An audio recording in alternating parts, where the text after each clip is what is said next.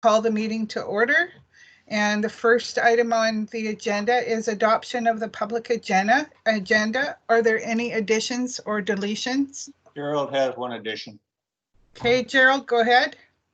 Yes, I'd like to add an item on the Sayward Valley Recreation and Community Use Local Service. Sayward Valley Recreation and Community Use. Local Service.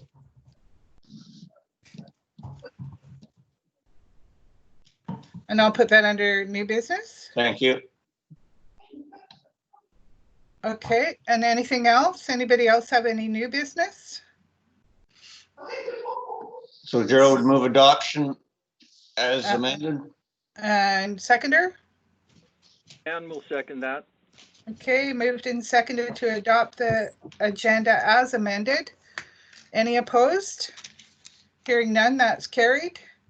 Next item would be, we have no petitions or delegations. Next is the adoption of the previous meeting minutes of May 13th. Need a motion to approve, adopt. Move adoption, Gerald. Gerald, okay, seconder? Seconded, Corey. Corey, thank you. And moved and seconded. Any discussion about the minutes? Hearing none, I'll call the question. Anyone opposed to receiving the minutes? Hearing none, call that carried, and we'll move on to business arising from the minutes. Is there any business arising? No? Okay. So hearing none, we'll move on to the chair's report. I just want to welcome our two alternates, Dan McKenzie and Corey Dow. You got to remind me. Yeah, you got it. Corey Dow. We are proceeding through the Electoral Area Services Committee agenda here virtually, and Director Lee's chairing, and that's why it's going the way it is. So here we go. Jim Abram emailed me this morning, and he's in recovery now. He will be coming back to our Electoral Area Services and our board. Who knows when? I think he's got some recovering to do. So we may be working like this for a while. So wishing him well, and I've sent him messages to get better soon, and hoping he's going to get better soon. So on to, that's all I had to say. Just welcome everybody, and a wish for Jim Abram. Staff reports. We have the OCP consultation process for Area A fear for receipt first of the report. Move receipt of the staff report, Gerald. Move Gerald. Second. Second, Corey. Thanks, Corey. Okay, moved and seconded. So John will speak to this directly. Okay, thank you. John? Volume on John. Yeah, we need more volume on John. Just give him a second.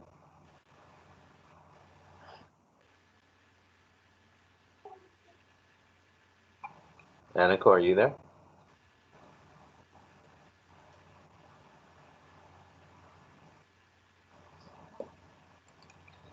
Yeah, I'm here. Thank you.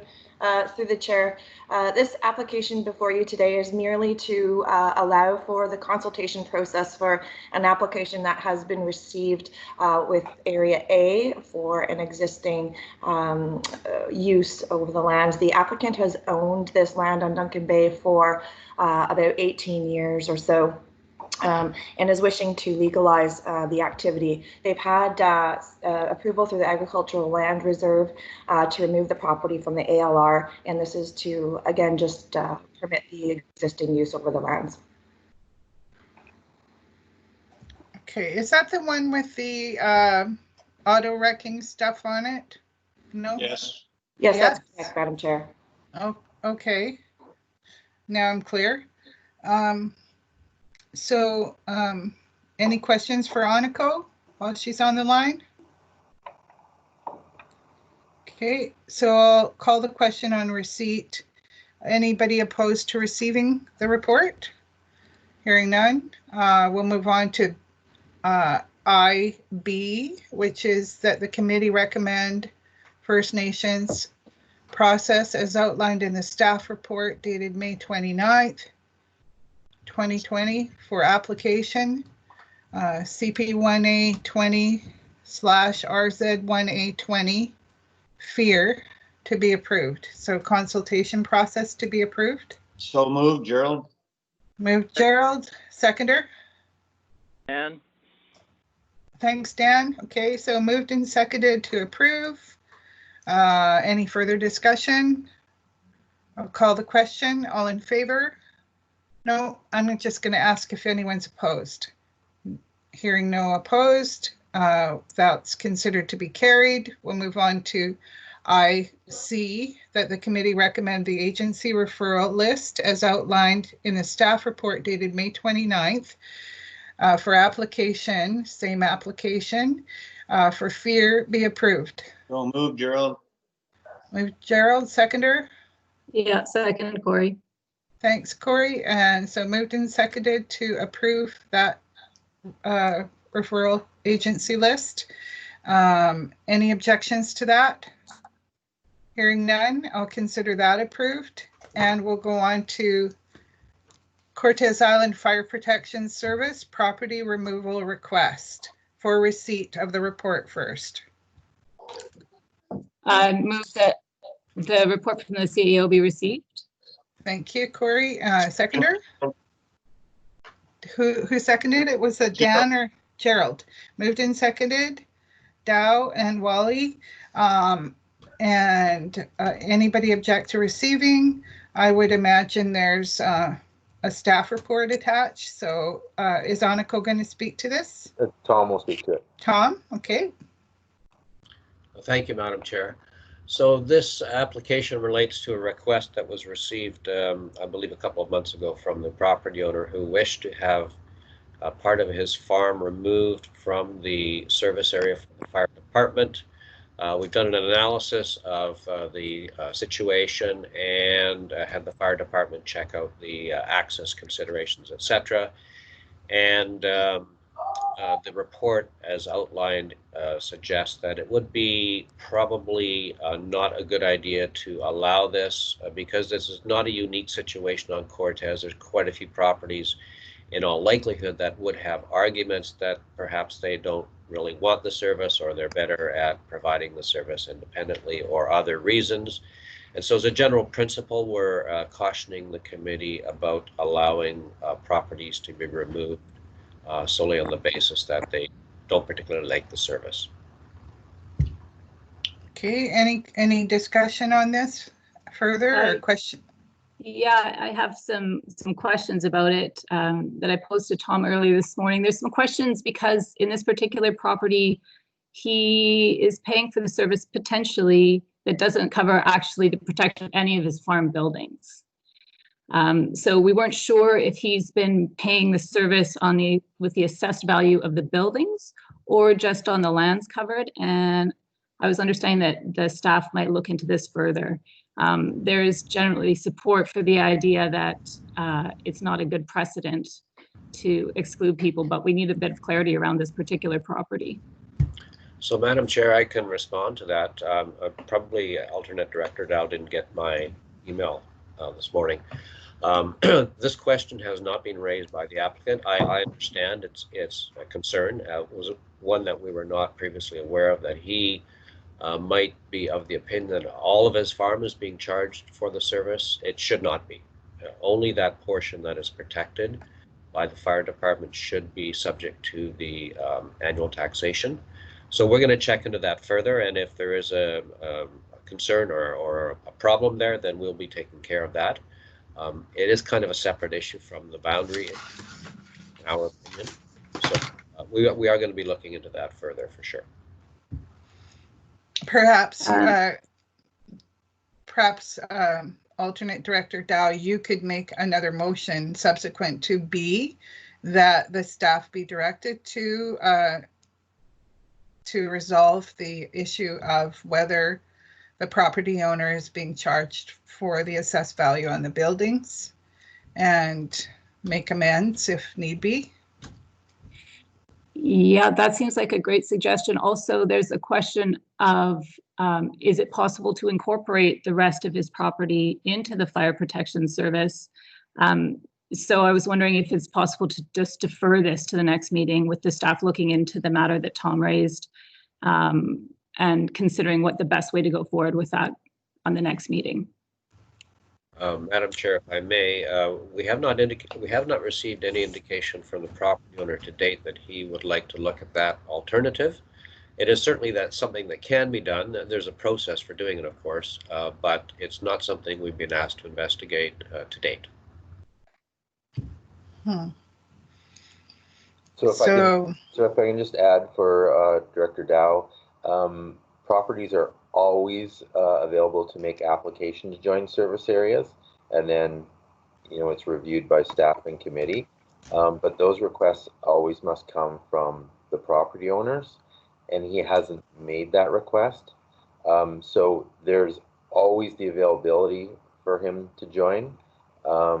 Again, I'm not certain he'll want to or not based on the correspondence he's given us, but we can have a chat with him. If his real concern is that the remainder of his property isn't protected, and if he has an interest in that, we can bring to his attention how we could possibly rectify that. So I don't see an issue referring it back to us for clarity, and then in the meantime, he's in the service area, nothing changes, and we can bring back some clarity about what he's being charged on what property, and we can likely consult with the fire department and say, would they support the inclusion of the entire property? That sounds great. Yeah. So I think it would be appropriate then, based on what the CAO has relayed, to defer this motion until the staff have investigated further and come back with a report, because nothing will change for him. He still will be in the same situation through this property tax cycle probably, and then the staff can get it sorted out next month. I agree, yeah. Yeah, so what you'd need to do, alternate Director Dow, is to put forward a motion to defer this item until a staff report, until the staff investigate the matter of which properties are covered by the fire department and report back to the Electoral Area Services Committee. All right, so let's move that then. Okay. Move as stated by the chair. Yeah. Unless you need me to do all those words again for you, although it's in the recording, but I would move that we defer. Yeah, deferred. Gerald seconded it. Okay, deferred for staff report. It's moved and seconded. And any objections to that? Any further discussion at all? Hearing none, I consider that deferral motion passed. And next item on the agenda is North Quadra Island Open Burning Survey for receipt. Move Dan. Moved Dan, thank you. Second Gerald, moved and seconded. Any objections to receiving? Then we have item. I believe Sean's can give a little. Yeah, Sean Koopman's going to give a report. Good morning. So to the Electoral Area Services Committee, a little bit of a background on the Quadra Burning Survey. This has been an ongoing conversation between residents in their regional district for almost 3 years now, starting in the summer of 2017 with a presentation from a resident to the board who presented a petition from residents of North Quadra Island wishing to have a bylaw that covered the entire island. Staff were instructed to meet with the fire department in 2018, which we did, bringing back a report on if and how the fire department could provide this bylaw enforcement service that proposal was ultimately rejected by the board. There have been numerous staff engagements with residents about this issue at the coffee shop, in Bold Point at residents' houses, and various neighborhood fire smart potlucks in the north. While the initial intent of this petition was to have the SRD create a bylaw that mimics the bylaw of the South Quadra Island Improvement District, so there's a similar bylaw throughout the island. As you can see from the stats in the report from those that are in favor of a new type of service, some do want that initial intention, some aren't in favor and want something completely different than what South Quadra has, even though they're in favor of a new service. And on the other side of it, some residents are hoping for fire suppression funding for their own, whether that be, piss cans or some type of neighborhood fire response to a full-on fire department. And there also seems to be residents that express that the regional district should take over regulation for all of Quadra Island, including Crown and provincial owned land. Are there any questions for Mr. Koopman? I have a quick question. If I may speak from the chair, I could hand the chair over to Director Wally if need be. Would the committee allow me to speak to this? I'm just wondering, yeah, I'm just wondering, since the north part of Quadra is covered by the BC Forest Service and the forestry lands would be covered by the private forest companies for fire suppression. And they have more resources. They have like water bombers and helicopters available and stuff to put out wildfires. Wouldn't the regional district, if they didn't have the capacity to fight fires in the north end, wouldn't they be taking on a lot of liability and on behalf of the residents of Quadra? And, how would that affect the liability issue? I kind of feel that we should be looking into what the Forest Service is going to be providing and what kind of liability regional will be looking at. There, I could respond to that if you like. Sure.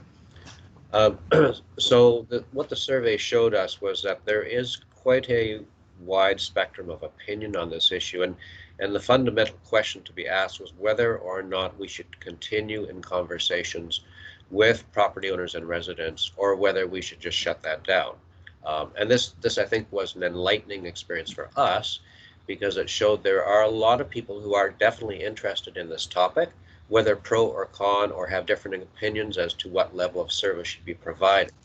And I think the recommendation going forward is we need to go through a process to try and narrow down what is feasible, what is reasonable, what is cost affordable. Personally, I think that providing a suppression service for the North Island is going to be quite expensive, but nevertheless, there are some people who want to look at that, and I think we need to do our best to find what those numbers would be. And it may be that leaving it with the Forest Service is really the best option.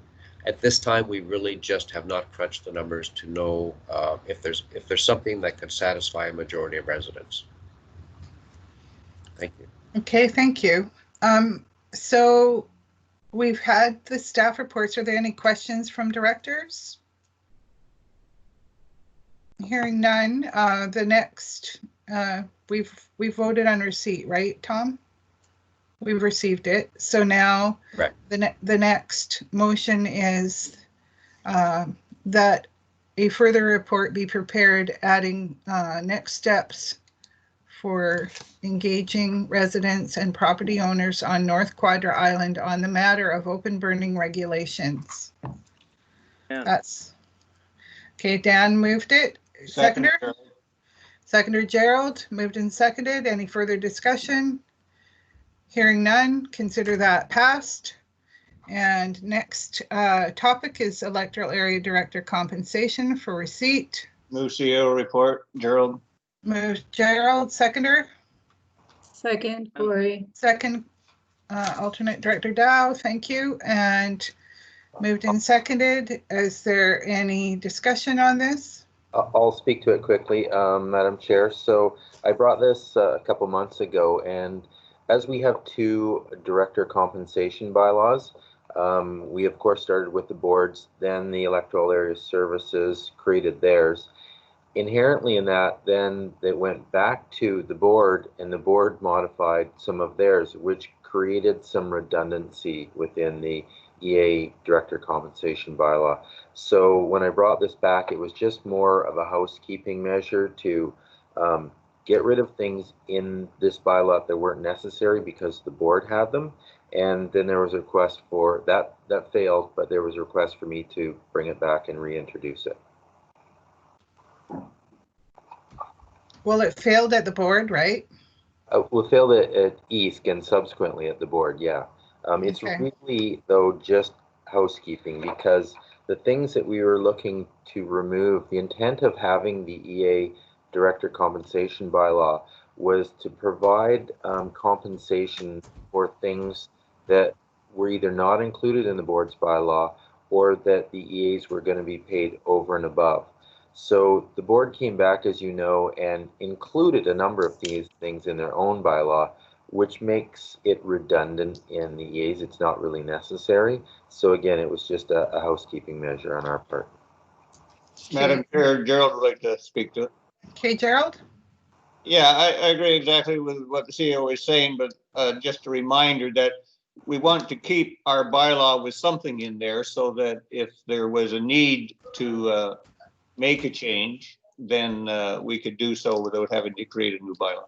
Yeah, absolutely. And this doesn't eliminate the bylaw. There's, I don't know, 5 or 6 items in there, and a couple of them were being removed. Not the whole bylaw. The whole bylaw exists, and there's still things within that bylaw that are over and above. And I'll give you an example. One of the things the board didn't support, and during this COVID time it would have been convenient, was meeting descriptions. So what defines a meeting?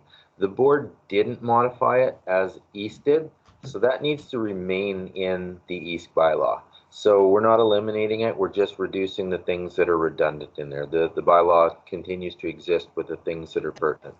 Thank you, that's very good. Okay, so on receipt of this, we have received it, right? So if there's no further discussions or no motions, we can move on to the next issue, which is request for financial assistance, Electoral Area B. Director Lee, there was a motion in there, a recommendation? I don't see anything on the faceplate of this. Let me see. Well, I guess the recommendation is that the amendment bylaw be prepared for the purpose of deleting the supplemental rates paid to electoral area. It's on the original staff report. Yes, so moved, Madam Chair. And seconded. Moved and seconded to have the staff bringing back the proposed bylaw with the amendments that they are saying are minor housekeeping amendments. So any objection to that? Hearing none, we'll wait for that report to come back. That's carried. And now we're on to the electoral area, request for financial assistance, Electoral Area B report for receipt, please. Moved. So moved. Dow, and who's the next one? Second, Gerald. Gerald, moved and seconded. Is Dan still there? Can he hear me? Dan's here. Yeah, good. Okay, so moved and seconded for receipt.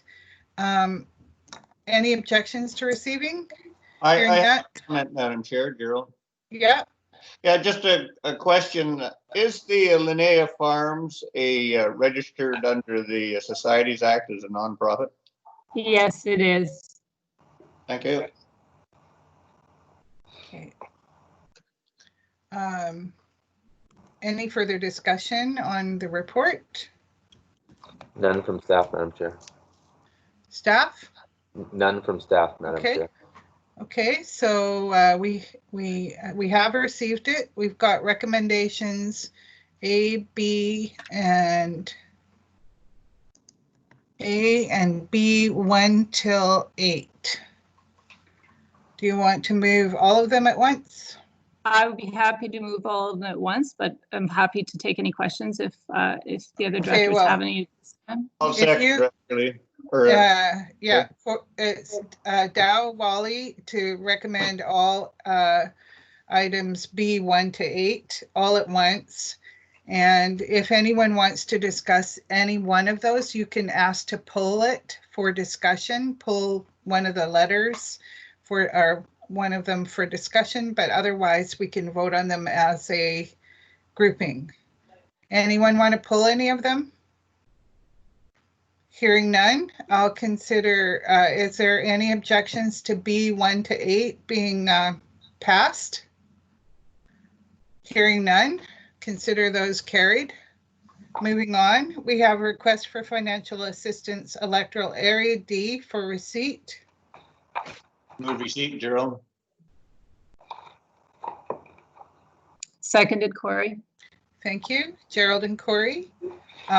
So any objections to receiving the report? Is there any comments from staff? Nothing from staff, Madam Chair. Okay, and so no objections to receiving? Hearing none, we're on to B, which is the for grant and aid requests from, thanks Dan, moved to approve the 4 grant and aid requests from Area D. Seconder? Second, Gerald. Thanks, Gerald. So Mackenzie, Wally, moved and seconded. Any discussion? I would just also like to possibly request that these grants be distributed as soon as possible if they get approved. They have to go to the board still, but these organizations are doing summertime work and they're desperate to get the funds. They've got some big projects going on, and also Mountain Avian Rescue have a lot of wildlife that they're caring for that they have to feed, and it's really hard for them to keep up with all the demands on their budget. So if we can get maybe the motion when it goes to, maybe the motion we could put to be paid as soon as possible as follows, and then the 4. Madam Chair, we do that. Be necessary. We do tend to get these out within a week following the board's. Okay. So it's pretty quick. Okay, so that's just that they're summertime things, but that's good. We'll proceed with B 1 to 4, and we've had it moved and seconded, right, Tom? Yes. Yeah. So it's moved and seconded. So calling the vote on the motion. Any objections? Hearing none, that's considered passed. And Gerald, you had a new business item, which is. Thank you, Madam Chair. Yes, just as a little bit of background, one of the services that Sayward has, Area A has, is our Sayward Valley Recreation Service. And on the property tax forms, it says Sayward Valley Recreation. There's only room to put in so many words, and that's what it says. So residents keep phoning me up and say, what's this recreation service?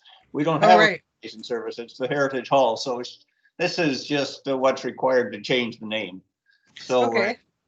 As a motion, I'd like to move, and Edith has this if she has an opportunity to put it up, but I'll move that a report be prepared to outline the process for changing the name of the Sayward Valley Recreation Community Use Local Service, which is used to provide annual funding for the Sayward Heritage Hall. So we're going to change it to the Heritage Hall Service or something like that. Sayward Valley Heritage Hall Service? That's what we'll call it in the end, yeah. That's what it is. Okay. Need a second. So if I could have a seconder, please. Yeah, need a seconder? Yeah, seconded. Thanks, Corey. So we're going to change the name for the clarity of people receiving their tax bills and knowing what they're paying for. Heritage Hall Service is what it refers to. So any further discussion? Hearing none, Anyone object to the motion? Hearing none, that is carried. And there's no addenda items. There's no addendum that I know of. There's no closed session. So all we need now is a motion to terminate. Move termination, Gerald. Gerald, Second. moved and seconded to terminate. Any objections? Hearing none, we're closed and we're terminated. Thank you.